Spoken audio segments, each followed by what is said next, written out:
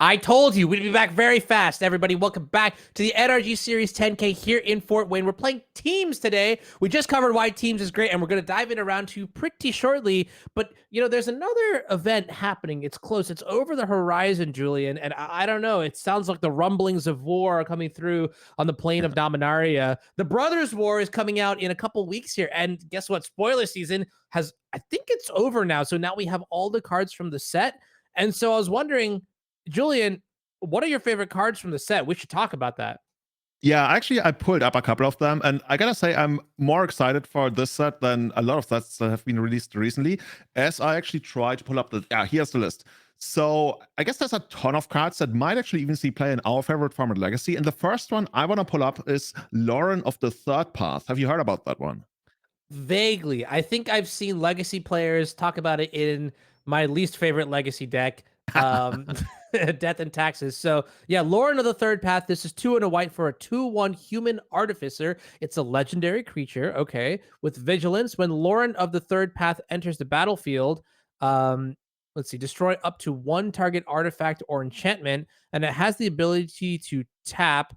You and target opponent each draw a card. Okay, why is this good in Legacy? Explain. First of all, this is basically the white reclamation sage, right? The white disenchant on the body. So this is a one-off that can go into Death and Taxes, that can be tutored up by Recruiter of the Guard, and it's reusable, right? Death and Taxes has that whole legendary aspect to it with like 3 of our characters that you can play, so you can like reuse that to destroy a lot of problematic artifacts and enchantments in Legacy. And that alone, I was told, like friends of mine literally tested this 2 nights ago, and they are all about the card. And another bonus that doesn't actually come up all that often, it combos with Spirit of the Labyrinth, right? The second ability, if you activate it on your opponent's turn, only you get to draw the card because they're already due for the turn. So it's something nice on top, but even just like having the ability for a reusable disenchant, that's apparently like pretty good from what my friends who actually went into testing this card 2 nights ago told me. Interesting. Yeah, so that means like you can reuse it with like Flicker Wisp or like even bounce it with Caracas. That's actually pretty powerful, and I think it does fit a hole here because I've seen cards like Hammer Mage in Legacy deck lists before, and this is certainly an upgrade. And I guess if it's good in Legacy, then it must have a home in Modern as well somewhere. I will let the Modern specialists figure out where that is. But yeah, one card that I was pretty excited about was actually Brotherhood's End. So this is an interesting card. It's 1 red and red for a multimodal sweeper. You can see here sorcery, which says choose 1. Brotherhood's End deals 3 damage to each creature and each planeswalker. Destroy all artifacts, or the second option is destroy all artifacts with mana value 3 or less. I like this card a lot because it solves problems in Legacy that I've run into, most notably with tribal decks, but also the modality is really there. You can see against the artifact decks, it's pretty good as well. And I'm getting word right now that the Legacy players are shuffling up. So why don't we just kick it to the feature match area while we continue talking about this card, Brotherhood's End. It's also probably good in the deck that we actually saw on stream earlier today, which was, is it Phoenix in Pioneer? Yeah, it's definitely going to see play. I'm willing to go as far as to say that. I think the only thing that would maybe hold it back somewhat in Legacy is the fact that it's like double red, and usually like red doesn't really like double red splash cards. But it's very good against my currently favorite deck in the format, and that is Painter. Painter has that whole approach of either going, you know, the value route with artifacts and combo, or you go the beatdown route with just like a bunch of like random creatures on the board. And this basically shuts off either of those approaches. Like if there's a problem on one side of the board with like a bunch of creatures, it gets rid of that. If your opponent is building up to a potential combo turn, gets rid of that. The only saving grace for this card is that it's like a sorcerer. Also, it's the saving grace from the other side of the board, I guess, is that it's a sorcery. So if your opponent commits to the combo, you can't interrupt it right away. So hopefully this is not going to see a lot of play in Legacy, but it's certainly going to be playable. And like you mentioned, even more so in Modern. Yeah. Speaking of sorcery, it looks like some dark arts are about to happen here in this match. We're going to switch to Legacy for the first one. We've got David Delgado on Doomsday playing against Chris Ward on lands. And I feel like this is going to be an absolute massacre in one direction. Now, as note, the team of Delgado, Fina, and Soloman, I believe they top for the last Teams Trio event that we had on the NRG series. So these are powerful mages for sure here. In fact, I had the pleasure of meeting Benji at Magic 30. We were hanging out in line and we played a little bit of Legacy ourselves, and that was a good time here. But talk to me about these decks. David Delgado on Doomsday first, and then Kris Ward on lands next. Yeah, it's a somewhat unfortunate matchup for lands because lands is very good at stopping two things: lands and creatures.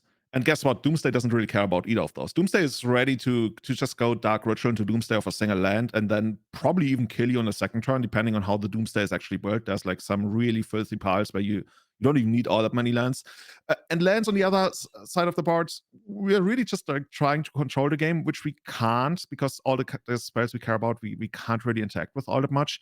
There's always the option for lands to go, turn 1 exploration and just produce a Marek Large on the second turn with Lesbian Stage and Dark Depth. And I would guess if Kris knew the matchup, that's probably what we're mulliganing towards. But since this is the first game and there's probably like no scouting going on, yeah, could be a rude awakening, right? For the lands player here. Yeah.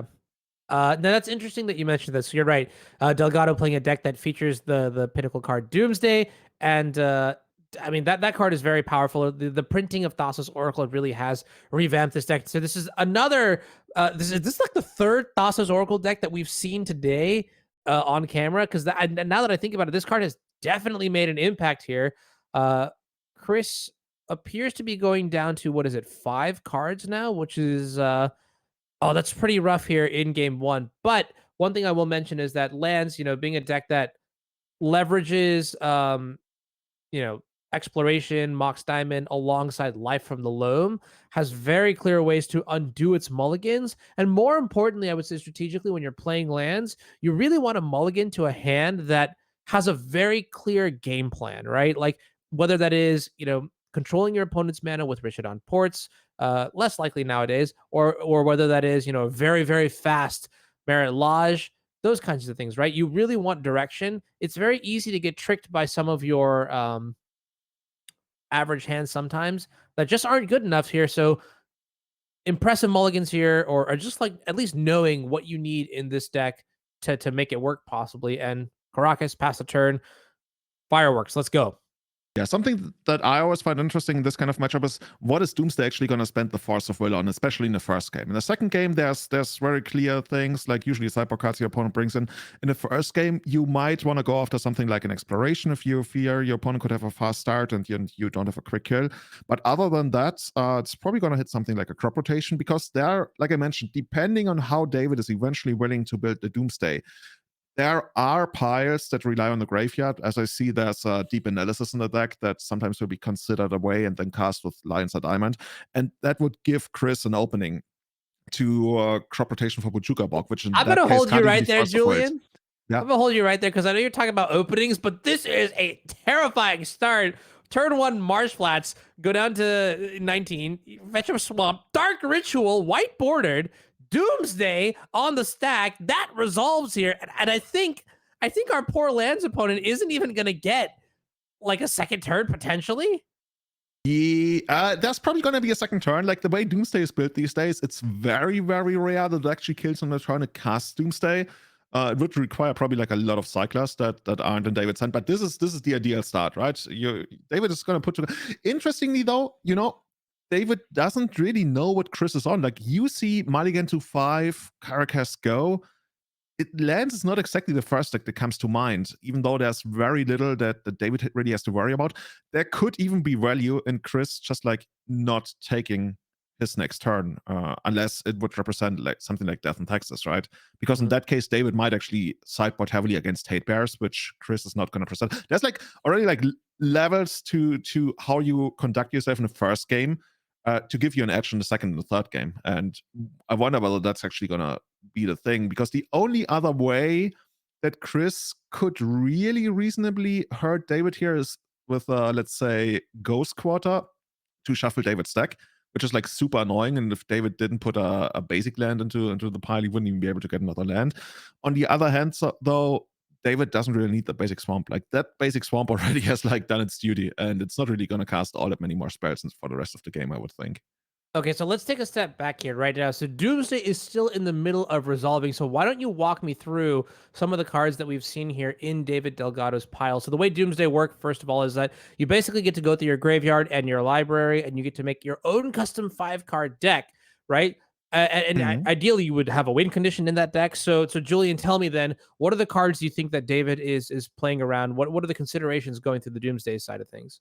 So the most obvious thing you want to play around on this board right now is something like Swords to Plowshares, which could hit your Oracle if it's in play and you rely on the devotion to clear your library basically. And Doomsday usually tries to do that, and it's pretty good at doing that. But that's the first thing that comes to mind. Other than that, you could be up against some kind of like 4-color control deck. That's another thing I would consider. In which case, you definitely want to include Cavern of Souls, which I think we saw David include to make sure that the Oracle is gonna resolve. And then on top of that, you will need a second blue source, which is usually either an island if you want to play it slow, or a Lotus Petal. Of course, with the Lotus Petal, since we have a swamp in play, technically you would need to make sure that it resolves, because that would be like worse if your opponent actually was a blue control deck and force to fill your Lotus Petal and you just like don't have enough blue mana. But right now, Kris, like if I was Kris, if I had access to a Ghost Quarter, I would consider revealing what I am. But it's really unfortunate that the Swamp, like we really don't care about the Swamp. I'm not even sure if the Swamp is going to cast any more spells for the rest of the game. David is sitting there. Like if David has something like a Brainstorm in hand, I think we saw, then that could be a way to just like have a blue source on top and then brainstorm into everything. But that wouldn't really work all that well, because then we spend our blue. So yeah, if David wants to rely on the blue source, he needs an island in there. And I thought the top card was a cycler. Okay, that's interesting then. Oh, so it looks like maybe we're gonna just go into game 2 here. Maybe David explaining, or Kris realizing I'm just dead. I don't have interaction here. I don't want to share any more information. So that's a pretty good tactical decision to be made. We're gonna dive into the modern match now, I believe, where we have Vinnie Fino playing 5-color creativity in the mirror against Dan Krapu, and wow, we're walking into a board state for sure here, where I see 2 Fable of the Mirror Breakers, one on each side. One player Vinny does, okay, is just losing the Goblin Shaman. And that's what's going on here. Okay, persist, bringing back Archon of Cruelty, and that is gonna do a lot of good stuff here. Yeah, I actually wonder whether this is the kind of matchup where it almost feels like if you go for too small a creativity first, and then your opponent follows it up with their own, I mean, they're gonna be the one with the Archon in play. Sometimes you just want a goldfish, but I don't think this is the kind of matchup where you can actually afford to. Yeah, this is really interesting because, yeah, like you mentioned, right? Whoever is able to bounce back is in a better position. Now, what's really terrifying to me, though, is that you see this Indomitable Creativity is what was discarded to the Archon of Cruelty trigger. And if that's happening, that must mean that there's another one. And oh, wow, this is a blowout here. Leyline Binding targeting the treasure token, perhaps? I would think so, right? That would counter the Indomitable Creativity. And you take out the token? I guess no, we're just like going straight for it. Okay. Yeah. So this makes a lot of sense, right? If you binding the binding, then the card, does it actually get exiled? I'm guessing it doesn't. Okay, yeah, Okay, production, because good stuff coming in, yeah.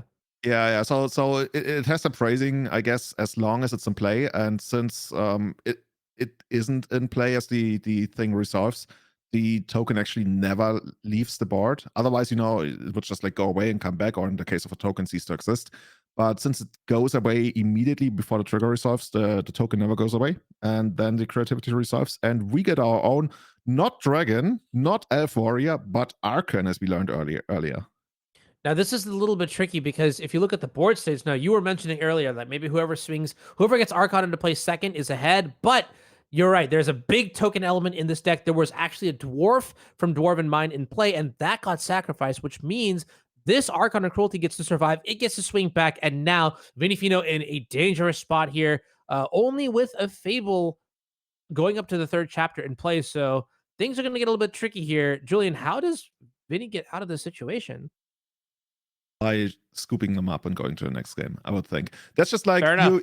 you get your reflection of Kiki, but as soon as Stan untaps, Stan can just like make another copy of Archon of Cruelty, and that just like seals the game. There's so much damage coming Winnie's way. I don't think there's a single card other than maybe Wrath of God, which we're surely not playing here. Yeah, and we're moving on to the second game.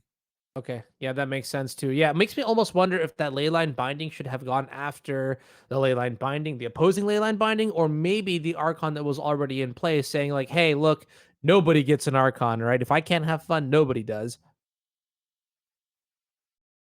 All right, so it looks like we're going to switch back to Legacy here, going into game two of Doomsday versus Lands. I believe the players are still sideboarding here, but as we change back to this original match here, any cards strike your fancy in terms of like sideboarding? In fact, let me ask you this: we saw how rough it was for Lands in that first game, facing off against that turn one Dark Ritual into Doomsday. So, what is Lands going to do in the post board games to put up more of a fight?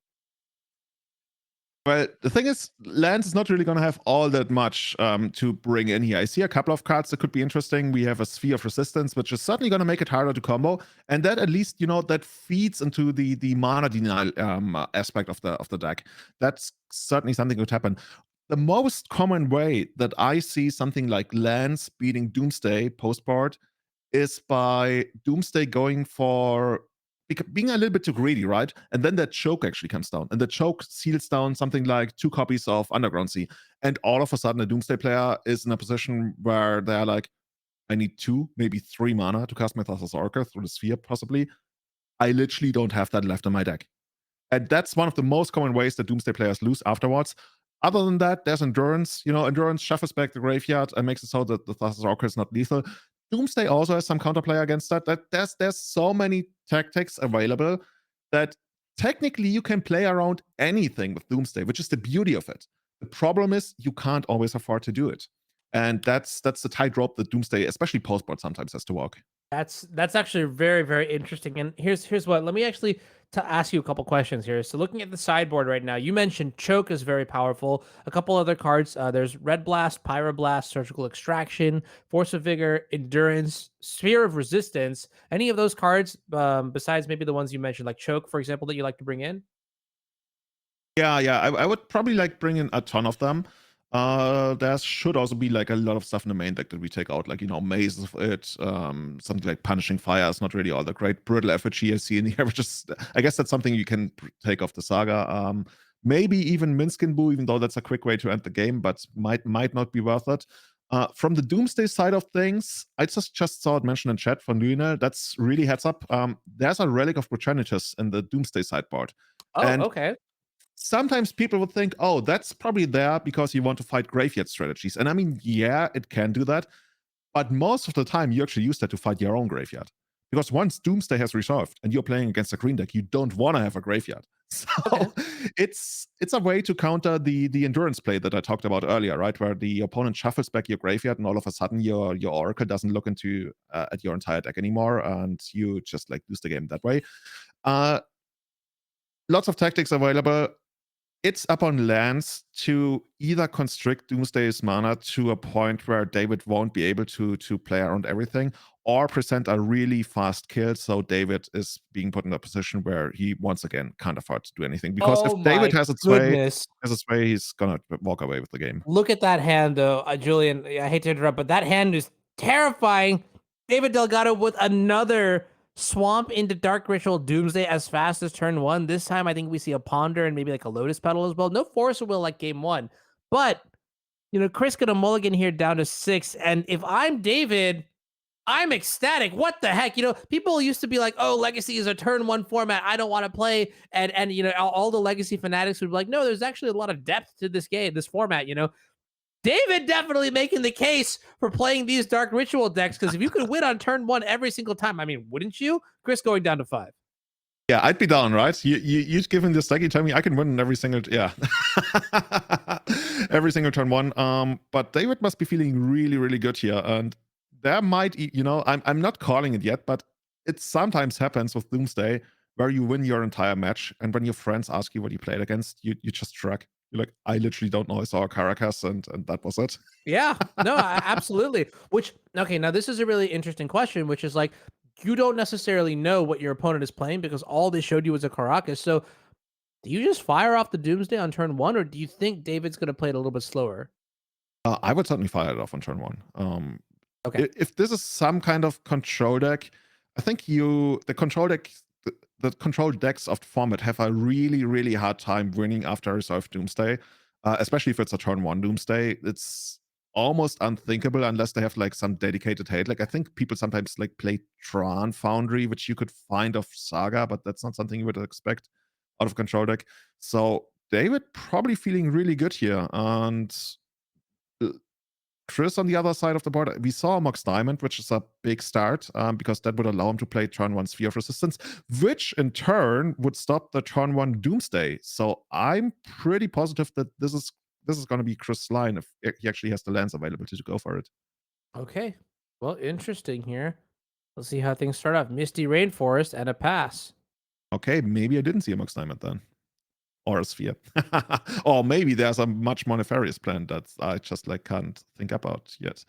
Maybe you saw it all, and maybe there's like turn 2. We'll see how it goes here. As looking at the grip here for David, that's 2 copies of Doomsday, 1 copy of Dark Ritual. I think I saw Lotus Petal, a Ponder, and a couple lands here. Now this is really interesting because that was an opposition agent in the hand there for David Delgado, and that Ooh. could be devastating. Oh, that's gonna. I mean, lands relies so much on searching library, right? Not even just like the fetch land, but most importantly, one of the best cards in deck in crop rotation. But yeah, David is pretty happy to just like go for this and like yeah, we do. I don't even want your land. I just want to build another deck. Like I like deck building, so I want to deck build while I deck build. I'm just to me it is a little bit ludicrous that this could happen. I mean, okay, I'll be very honest. This is probably one of the more lopsided matchups in Legacy. Just by virtue of one deck having a combo and then the other deck not having Force of Will, which is very important. But it's not like the lands deck is without tools here. What I would be really interested to see is what if turn 2, Kris plays Sphere of Resistance, and that's just something that David is not calculating in this Doomsday arithmetic, and then there could be a potential blowout. So because at this point, David really, unless there's like prior knowledge, just like by like them being friends or something like that, David shouldn't really know that Kris is on lands because we've seen 2 cards. We've seen Caracas and Misty Rainforest. So if you could figure out lands from that, you truly are a master. Yeah. Um, I'm we'll see, certainly we'll not see what reading it happens. from the pink sleeves. The last time I used pink sleeves, I played Slivers like 14 years ago. Yeah, so David actually has a bunch of mana in hand. I think we saw an Underground Scene, we saw a Lotus Petal, and at least 1 Cavern of Souls has been put into the pile from what I've seen.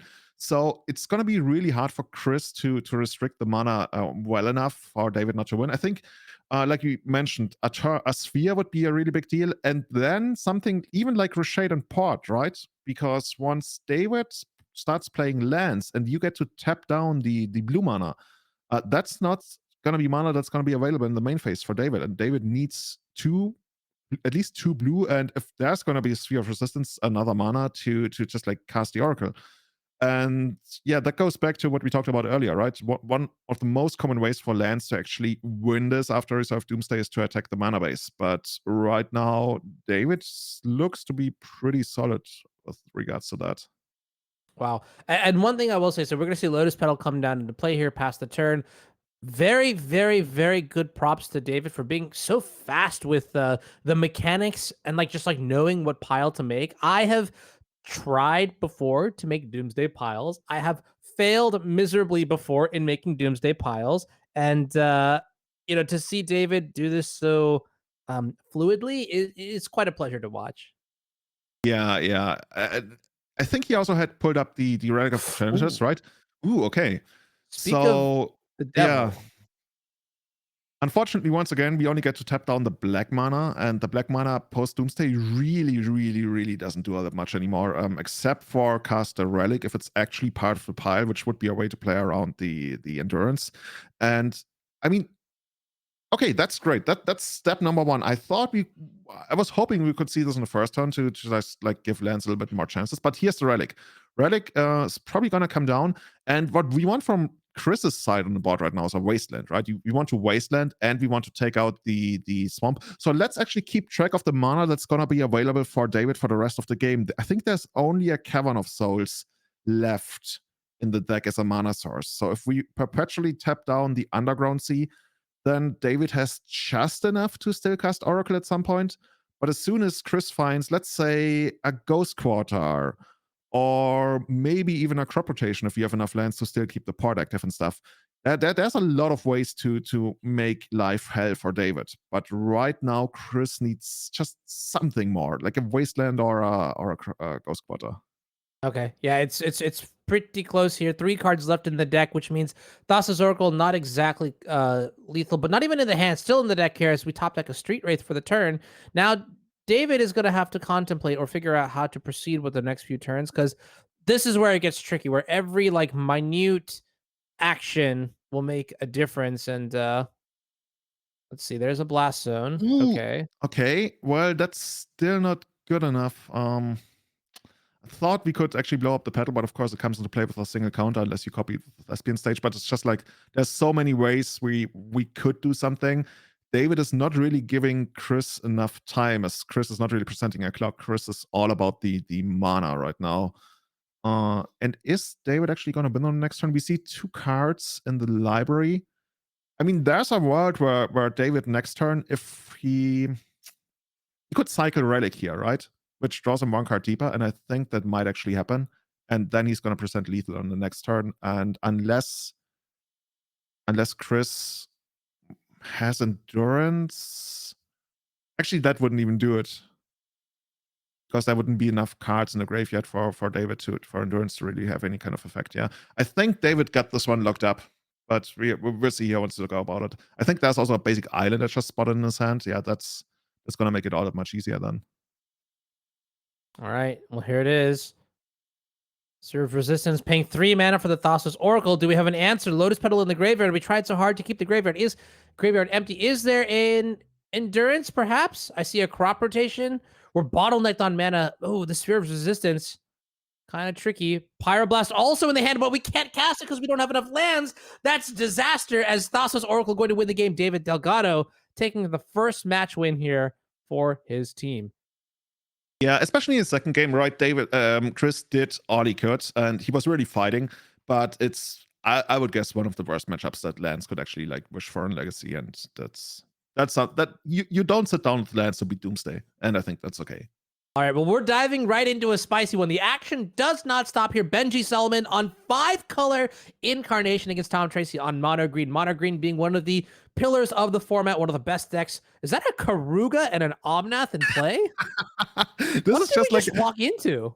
This is just like the best of all the best cards that we can cast for a bunch of mana and generate card advantage left and right, while our opponent is just beating us down with big green monsters. I'm not even gonna try to pretend that I fully understand the interactions of this matchup, at least, but it feels like it's a little bit of the classic of, dude, I have really big creatures and potentially a combo kill at some point, but from what I can see, Tom is pretty far away from this with like no cards in hand, while Benji is just like trying to stabilize and leverage the value engines of his deck, which there are quite a lot of.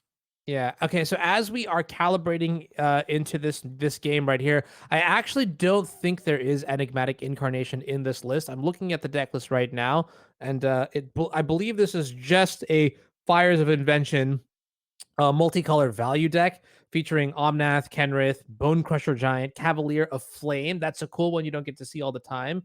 As far as enchantments go, I see 4 Leyline Bindings, a couple Mirror Breakers, Fables, Fire of Invention, and then Temporary Lockdown. This is a pretty cool card from Dominaria United, which is a 3-mana sweeper. And you can see underneath the Temporary Lockdown, there is at least 1, maybe 2 cards in Elvish Mystic. I had a conversation with Benji about this card specifically at Vegas. So this is kind of a cool story here. As you can see, Karn coming into play, Kiora also in play. In fact, put a pause on what I'm saying. This is a pretty big deal here. Nykthos also. Do we have an infinite loop? We might actually have it, and I think that would then go to Tom. The infinite loop is so complex, it's probably not even worth like trying to fully go into detail.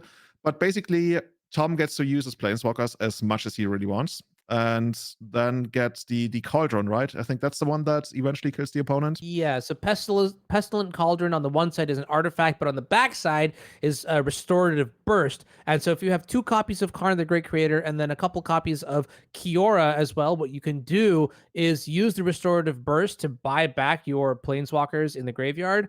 And then, okay, looks like we're not doing this exactly, but you can use Kiora to untap Nykthos. Nykthos will tap to generate a lot of mana. So there's a prerequisite of having enough devotion in play, but then you recast Karn, you recast Kiora, and then you recast Restorative Burst, and then you just keep going on like that. So it is pretty powerful. Instead, we have a Meteor Golem coming into play and doing dastardly things here. So it looks like that gets rid of a Leyline Binding, which was on a Cavalier of Thorns. Cavalier comes back into play, picks up a Forest, and maybe the game is not as over as we originally thought. I mean, technically, I guess there's always the option for Fires to cast something like a Supreme Verdict, and yeah, but then you still have to deal with the Planeswalkers. I mean, you only get to deal really with like half of the problem, but there's, I don't know, man. I feel like just because Fires is such an insane card, even though it limits you to spells a turn, that there's certainly comeback potential. And if I'm passing the turn here as Tom, I don't feel great about it. But this is, every time we go to Pioneer, I want to say we see the most busted, crazy, powerful cards in action. And that's not something I expected from Pioneer when the format was announced, right? I thought this is going to be a lot more like down to earth, creature attacks, creature blocks magic. But this is really go in and try to cast all the best spells in the world. And I wonder whether that's actually like what Wizards wanted the format to be in the first place. Yeah, I think that is a really interesting question where like players are able to do very, very powerful things. But I think they're like the one thing that I'm terrified of is like that there was an era of Modern where, you know, a lot of the decks were just like ships sailing in the night passing by each other. And I don't think Pioneer has exactly become that. We see a lot of interaction here with cards like Leyline Binding, with cards like Temporary Lockdown on one side. I mean, on the other side, you have Mono Green, which is a very, very proactive deck. And it is honestly like the fun police of the format where it's just like, all right, look, you can do all these cool things. You can try to like, you know, play your Fires of Invention, and you can try to play like your what is it called? You know, cards like Enigmatic Incarnation, if you choose to go like the fun route, if you will. But there's just so much the bar is set really high, very much so like in Legacy, where like if you don't have a good Delver matchup, you really need to consider your reasons to play. So I think there's still enough interaction to keep it healthy in this format, which is a good sign. Yeah, very much. I think something like Leyline Binding, especially in this format, that's just like such a huge thing that you're able to have like one mana interaction and be like super flexible with it. And that's what's keeping formats together, right? You mentioned it like Mono Green in a way is like the fun police. I guess I can see that. Usually like what I associate with fun police is more a reactive deck, even though I guess in cube drafts we call Mono Red fun police. So yeah, I'm gonna give you that. I'm gonna get okay, I can put that label on Mono Green. I'm down with that, but I'm wondering, what are we gonna try to do here, right? We're limited to 2 spells a turn. I guess we could get rid of our Fires of Invention temporarily and then cast a lot more spells. Okay. Well, here comes Kenrith, and here comes oh, is this Cavalier of Flames? Okay, it is. Cavalier of Flame now in play. And this is 2 red for a 6/5 with 1 in red. Creatures you control get +1/+0 and gain haste until end of turn. So what you'll notice is that all the cards that we're playing in this deck, in some way or other, are able to abuse the clauses on Fires of Invention, i.e. you cast your spells for free, and then you can use your leftover mana to activate abilities and things like that. So this is a very powerful inclusion in the deck. Kenrith also being able to have many activatable effects. And then when it ETBs, when the Cavalier of Flame ETBs, you can discard any number of cards and then draw that many cards. So we're rummaging. That's the soft keyword that I like to use. And then when Cavalier of Flames dies, it deals X damage to each opponent and each planeswalker, sorry, where X is the number of lands in your graveyard. So yeah, that would be a way to get rid of the planeswalkers. We talked about it like in the previous round, right? We basically want to get rid of the planeswalkers and the creatures. And when she's explaining something to Tom right now, this is just like, this is literally the best of. Like, if you told me this was an EDH deck, do you see any duplicates here? Like, this is just a bunch of like one-off really, really good cards. And Benji is just gonna get in with all of them here. Okay, well, I like this. Attacking, asking the questions. How will you block? And if I understand correctly, Kenrith may have also activated that turn. Um, or not. We have a lot of mana tap. I'm not sure what we did with the Kenrith there. We'll find out from production if we can get that information. But if not, we'll figure it out. You and I are smart. Well, you're pretty smart, Julian. I'm gonna make you do all the hard work here. Well, I would guess the first ability was activated. All creatures gain haste and trample until end of turn, which certainly this is just going to be good enough. Wow, check that out. Yeah, besiege you on the meteor golem to get the last few points of trample damage through. So Benji Soloman going to win 5-color fires against mono green, and then also David Delgado winning for the team with Doomsday against lands. I'm not really sure how game 3 is looking in modern, but there is a game 3 5-color creativity, the mirror. So Fino and Krapu, yeah, that match unfortunately will not conclude because of the team's dynamic, being that if 2 out of the 3 of the matches are won, then the last match does not need to complete. We'll see if we can get the players in for an interview here. But wow, I mean, this Pioneer deck was pretty exciting. I'm not gonna lie, some pretty cool things going on there. Yeah, I can definitely see the draw to it. If you want like big, awesome stuff, Pioneer is your place. I feel like it's in a way, it's when I say it's the opposite of Legacy, I don't mean that in a negative way, but Legacy is like all about the tiny little efficiencies, right? 1 mana, 2, or you're paying 2 mana for that spell. Oh, is it really good? Whereas in Pioneer, it's like fireworks all over the place. It's like you're not paying at least 4 mana for your spell. Like, what's going on with you, man? I got like these 5 and 6 drops here.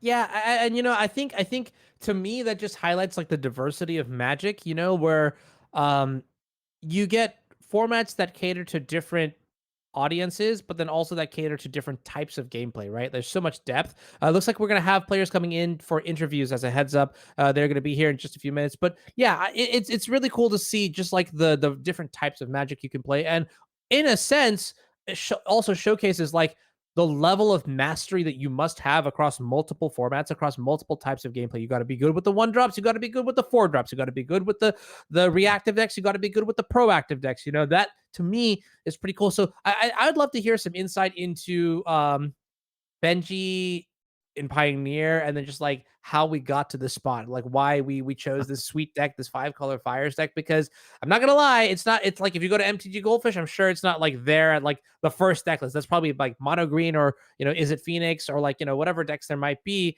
So I'm curious to see what the reasoning is there. Benji also very talented player and has typically played these sort of like control piles in any format over the years. And then also David Delgado playing Doomsday. I got the perfect interview question for David. We're gonna find out just like exactly how that game played out. Have you ever played Doomsday, by the way? Pardon me? Have you ever played Doomsday? I have, and I've only ever had the audacity to play the deck when I had like some of the best Doomsday players like playing with me in my ear, saying, "Hey, this is how you make your piles. You just put these cards into play," and like they did the hard work, and I was like, "Oh, okay, I'll pretend like I know what's going on." All right, and it looks like the players are ready. The players are in the booth here. We have David Delgado and Benji Soloman here. Hi, how's it going, everybody? Hey guys. Doing well. Yeah, how are you guys doing? Doing good. We just got to watch some pretty exciting Magic. Benji, I was just mentioning how we hung out with each other at Magic 30 over the weekend, talking about some of your Pioneer experiences. So why don't we start there? Last week, you were not playing this Fires deck, right? Nope. I was playing mono green. Before that, I was playing red black, sort of the mainstays of the format. But this Fires deck has really come out of the woodwork and just like been a real powerhouse. Just puts so much power onto the board, has these insane 1-turn kills where you just pump a bunch of mana into your team. It's really wonderful to play. Yeah, that's actually kind of terrifying. We talked about one specific card while we were waiting in line to get to into the Las Vegas Expo Center, and that was I'm gonna test my memory here. It was temporary lockdown. Temporary lockdown was a card that you mentioned looked really good against mono green, and I noticed you're playing 4 copies today. Yeah, 4 copies in the 75. It just really slows their development is really what it does. And that's in the developing stages of the game. That's where you get your advantage for the most part. The green deck really wants to play Elf, Wolfhollow Haven, Kiora to start setting up their mana. and the elves and Wolfwallow Havens and the cat tokens, they just all get cleaned up so cleanly by lockdown. And we saw that kind of showcased in that last match. So really, really excited to be playing 4 copies of Lockdown in my 75 today. That's interesting. Yeah, it's cool to see that you're like jumping around from one deck to another to another. And in fact, in our last player interview, we actually heard from Zoe Riederman that she wanted to play Oops All Spells in the Legacy seat, and their teammate Kane and Jesse were just like, "No, you're not doing this. Here's a Delver deck, right?" So like, this question goes to you, David. When Benji was like, "Yeah, I'm playing this Fires deck," what was your reaction? I told him that was straight fire. No pun intended. Nice. Support. I'm Let's loving it. go. No, me and Benji and Vinnie have all been teaming together for a number of team tournaments now. And I think we all trust each other that we're putting in the work and that our deck selection is going to be sort of the best of what we think not necessarily what we think is the best in the format, but what is the best that we can play and therefore we can do the best with in the tournament. So he sent me the list. I copy pasted it into the MTG Melee and shipped it, so to speak. That's awesome. That's actually really wholesome. I like that a lot here. We're gonna pivot. Let's talk about Legacy a little bit right now, because I gotta say, I have not seen like just a landslide of okay, again, no pun. I'm really not trying with this, but a landslide of a matchup or a match rather, in a long time like that. You made Doomsday look absurd in that game 1 and game 2. To interrupt you there, the deck literally is absurd, right? Yeah, I'm talking to a lot of sort of the Doomsday Discord and also Max out in California. He's been a really huge help with the deck and helping me sort of grow the deck. I think if Delver wasn't existed in the format or some sort of tempo deck didn't exist, Doomsday, like Thassa's Oracle or Doomsday probably would be banned. It's a pretty insanely powerful deck. It's interesting. I talked to a lot of Doomsday players, and that's literally for, I want to say, almost 2 years, what they tell me. If Delver didn't exist, we would completely crush everybody left and right, because that's just like the only matchup really keeping you in check. And I was wondering, I have 2 questions for you. In the first game, when you won against your opponent just going Caracas Scoop, did you know what you were up against, or was that just like a guess? Yeah, I was telling Kris, so I really appreciate really nice sort of blinged out decks, and he has a very nice sort of lands deck. So I've seen him around at these circuits, and so I kind of knew from that he was on there. I thought maybe he switched to 4-color because he didn't go green source go, and so I kind of split my sideboard. But I think in either matchup, I'm pretty favored. Yeah. And my second question. When you build your Doomsday, when you build your new deck, we talked about how technically you can play around almost anything, but you eventually have to pick and choose. So what went through your head when you built your 5-card deck? What were the cards that you were actually trying to beat, and how were you going to accomplish that? So game 1, since he had mulled to 5, which made the matchup a little bit easier, my priority was that he wasn't going to kill me very fast. So eventually I'm going to draw through my pile. So I put a pretty land-heavy sort of pile because I didn't want him to wasteland or port me. Also, drawing through your deck allows you to play Thassa's Oracle without worrying about endurance. And I had 1 in hand as well, so I could have doubled endurance on the last 2 turns. Game 2, fortunately, I had Relic Regenis, which has been a really great tech in these endurance games. And so I wanted to play around Pyroblast, endurance, and the Thorn of Resistance, Sphere of Resistance. So that's why I played my Petal initially out, just to have enough mana there, and ended up working out. So that's sort of what I was thinking about as I was making those piles. And it worked really well, right? We were talking about what Kris might be able to do, and it seemed like almost anything he could have presented at that point of time, you were ready to deal with. So there was, I want to say, like, perfect play from your side. Nothing to be done about it. Yeah, I was telling Kris after the match, I think this is misperception that lands is like a real dog in this Doomsday matchup. Him mulling the 5 definitely really helped. I think it's a lot closer because they bring in all, I'm sure, endurances, spheres, pyroblasts. They can attack your mana. But yeah, it ended up, I think when he goes down to 5 and there's only a very small subset of cards I have to worry about, I can sort of build a pile that can beat most things. Yeah, that's actually really interesting that you mentioned that. I think, and that goes more towards Julian's point, which is like, it is, you have to do the homework. You need to know what's, important in the matchups. And it looks like you definitely do here.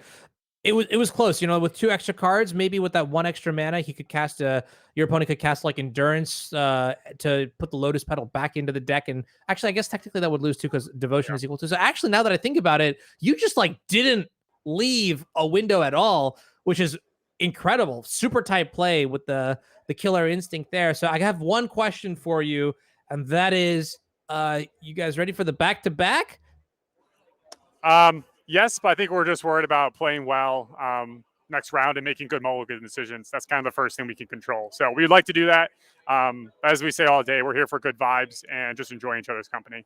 Heck Very yeah. awesome. Well, thank you two for joining us here in the interview booth, and best of luck to you. And Both playing very well. One thing Vinnie wanted me to mention, our teammate Vinnie, is that shout out Collector Legion in California, you know, best store out there. Check out their store online. Awesome. Well, let's get back to the booth here. Thank you so much for Team Delgado, Soloman, and Fina. And then, yeah, that's awesome. You know, the thing that really kicks it to me is like where David's just like, look, you know, I know my teammates very well. These are people that I really do trust when it comes to Magic. So Benji, you send me a deck list, I'll upload it. I won't ask any questions. To me, that's really powerful, you know, and that's one of the reasons that like team events in specific are just so cool, is because that dynamic of like, you know, you're playing with people that you're really close to, you're playing with friends that, you know, you can rely on. I think that's it's pretty cool. It's the word I used was wholesome before, and I'm going to use it again. It makes me happy. I don't know. You know what I like about team events? Because that there's two ways, or rather two general ways of why people or why teams come together. There's a lot of in between, but I think one of the two most common things is, hey, you have three really good players, and by having three really good players across three matches, you minimize something like variance, right? If you feel like you're advantaged in either one of those matches, it's going to take a lot more like variance to actually lose that match. So you come together, you're like, hey, I think this is giving us a really good shot at winning this tournament. The other way, and I've seen that before as well, is you maybe have like one very experienced player and two players who might not feel comfortable going into something like, I don't know, like a GP or like a big energy event or whatever it is. And all of a sudden, like you have this calming factor, like the experienced player who tells you, hey, this is how it's gonna work. Hey, this is okay. If you make a mistake, this is how we handle it. It's that's cool. And I think that's a way for people who might not be into like to make ready to make that step from like your FNM into like your a little bit bigger event or a team event. And that's another gateway. And I think that's why team events are contributing a great lot to competitive play and getting people into competitive play. Yeah, absolutely. Very, very cool stuff here.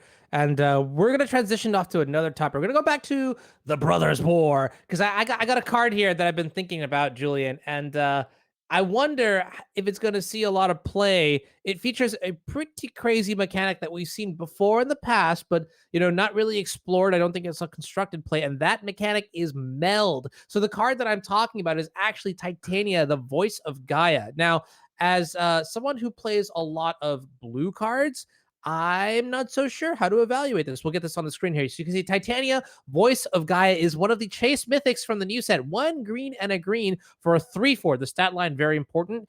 It has reach, also very important. It's a legendary elemental, and whenever one or more land cards are put into your graveyard from anywhere, you gain 2 life. At the beginning of your upkeep, if there are 4 more lands, I'm reading it on the screen right now, so you can tell. If there are 4 more land cards in your graveyard and you both own and control Titania, Voice of Gaia, and a land named Argoth, Sanctum of Nature. So let's get that on the screen as well. Exile them, then meld them into Titania, Gaia Incarnate. So this Titania, Voice of Gaia, melds with Argoth, Sanctum of Nature. And my first question is how does Titania fit into the lore and all this? Because keep in mind, the Brothers War involves Teferi and select others going through time to see the different stages of the battle between Urza and Mishra, and to see, like, you know, how they can use this to not only save Dominaria and just like the universe, but also like to beat the Phyrexians. So here's Argoth, the Sanctum of Nature. So this is a non-legendary land, and we're gonna get that on the screen real quick again, because I definitely know the Oracle text on this one. I believe it's got an activated ability for 4 mana, 2 green and a green. But once that comes in there, bears. I'm gonna call it a bear. It's probably something. Oh, it's actually a straight up bear. Nice. It literally is a bear. Good read. Yeah. So you make a 2/2, 2 green and a green to create a 2/2 green bear, and then you mill 3 cards. You can only activate this as a sorcery, which is a little bit of a drawback, but otherwise it's an untapped land that it ETB's tapped unless you control a legendary green creature. So very clearly, Argoth is designed for the new Titania, which to me is kind of interesting. Let's talk about these two cards separately, and then we'll address the last line, which is Melds with Titania, Voice of Gaia. So, Julian, how do you feel about these two cards? Where do you think they have a home, whether it is in Legacy, Modern, or Pioneer? So when it comes to Legacy, I think the very obvious potential inclusion is something like Maverick. At least that's what people talk to me the most about when this card was spoiled. I have like this whole squad of players who sent me like Maverick cards on Facebook every time one spoiled, and they were like, "Oh, this could this be it? Could this be it?" And Titania, as you mentioned, she meets the threshold for being legacy playable in that it is like a 3/4 reach. Like she's basically a Delver killer, right? I mean, the only thing that would make her better against Delver is something like, I don't know, like uncounterability or flash or what have you. So she's able to block Delver, kill Delver. She's able to block Dragon Rage Channeler, kill Dragon Rage Channeler. She will provide you with some extra life, which is like another thing that Maverick does by putting tons of cards into land cards into the graveyard. So for me at this point now is she does what she's supposed to do, and she does it reasonably well. Is she worth the slot? And I would barely say no, but I would also not be surprised if she actually becomes a one-off, because she is really good at shutting down whatever Delver's trying to do. The one big thing, and I mean that's almost like the dice to Doomblade argument, is Murktide is bigger. But we're never gonna have like a Maverick tool to just like efficiently block Murktide unless we have something protection blue, whatever. But she's really, really good at what she does. And we haven't even talked about the flip side, right? Or rather the meld side of it. And that's the Argoth. And that's the one that I'm not as high on, to be honest. Like Legacy traditionally not the format where you can't really play lands that come into play tapped, even though there's like a chance that might come into play untapped. But the stipulation was actually a lot steeper than I realized. So let's pan back to Argoth and just take a look at that. That card comes into play tapped unless you control a legendary green creature. And as far as I can tell, there are very few legendary green creatures that see play in Legacy, at least. And I mean, we're Modern, not gonna stop playing Rophilus.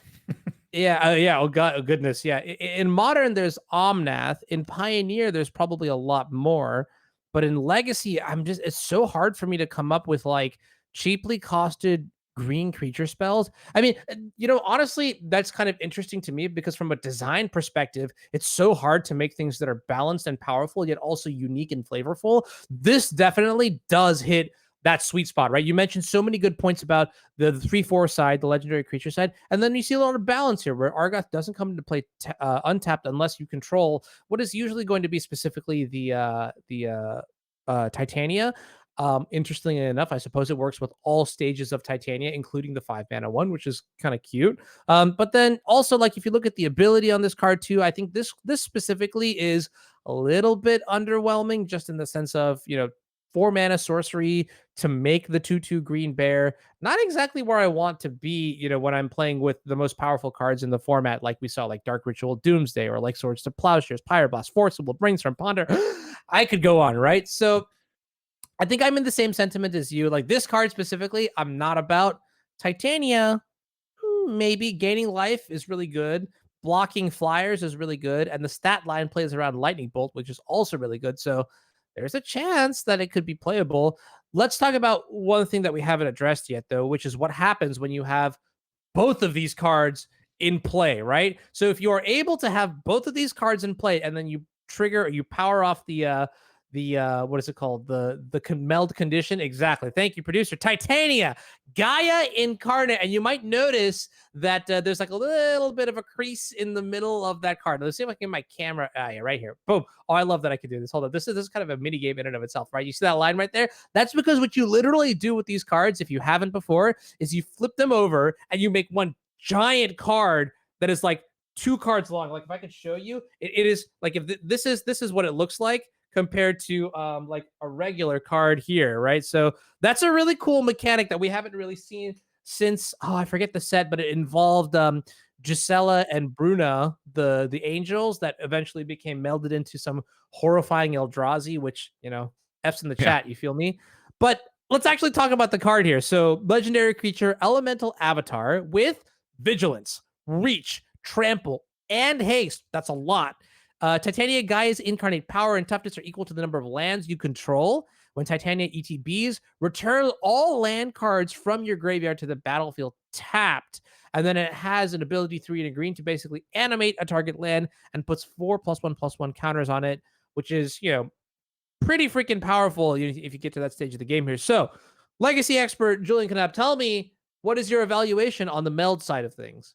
Yeah, not exactly excited for this. Like, if I'm the opponent, I'm very happy to 2-for-1 you with just like a single slots to plowshares.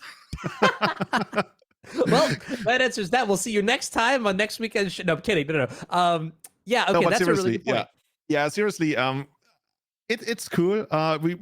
You and I, we already talked about. We're not even sure if this is better than the other side of it, right? The original Titania side. Just because it's cool that you get the lands back, and it is gonna be a big creature, but I could see it like being okay, but a lot of things need to go right for it, and you need to have especially the Argoth side of things in play to make this one worth it. I think the trample is what makes this card potentially playable, I guess. Otherwise, it would just like be jump blocked into oblivion, I guess. But it's just trying too hard, and the payoff isn't great enough, I would feel like, especially in talking about something like Maverick, right? I'm not even sure I want all of those lands back in play. When I have Knight of the Reliquary, like, I think overall Knight of the Reliquary is just like the much better card. Okay. And this is I want to be excited for it, but I really am not. Okay. I'm sorry. No, it just sounds like what you're saying is the bar is set really high in terms of what cards must be able to do, and what problems they solve. And it seems like Titania specifically is just like the question is, what would you replace? It's always the question, right? Like, it's cool to think about what we can add, but once we get to the harder part of what we're cutting, then we really need to figure out, because we're like cutting a 3-drop like Knight of the Reliquary or Endurance. Like, these cards do very clear things that are beneficial for the Maverick deck, or just any deck in general that you might be playing Titania in, right? And to me, I think I echo that sentiment, which is, does this solve a problem? Now, here's what where I would get like a little creative, and where I might call it a little bit of a stretch. But you mentioned earlier that, the 3/4 side doesn't really compete too well against Murktide Regent. And this card definitely does have the potential to do it all, right? Like, to become some sort of devastating 9 power toughness creature that can block a Murktide Regent and do really cool things. Now, that being said, doesn't seem like it would really happen in Maverick. Although, are there any other decks that might be able to do that? I mean, people have already played a lot of these Stompy-esque green decks, and there's many different iterations of those. Traditionally, they don't really put a lot of lands into the graveyard, which I guess doesn't really synergize all that well with the whole idea of how this Titania deck is supposed to be built. So I think you could create some kind of Stompy shell, or maybe even some kind of like mono green Mox Diamond, crop rotation, whatever, but the card advantage is just getting completely out of card disadvantage, unfortunately, is getting completely out of control once you go that route. But yeah, I could see this being played in some kind of mono green Mox Diamond based deck. I don't think it's going to be good though. Okay. Yeah.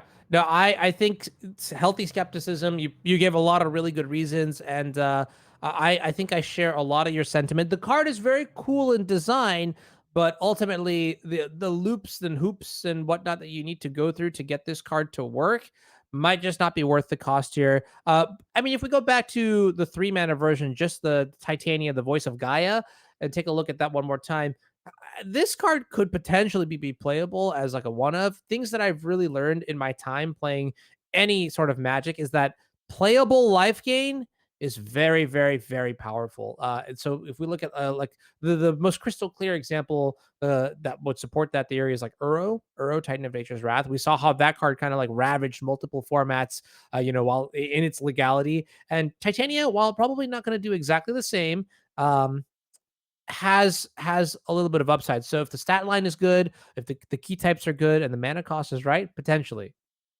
Yeah, I also, we talked about Murktide early on. I just realized she's legendary, so technically in Maverick you could like block Murktide, then bounce it with Caracas and replay it.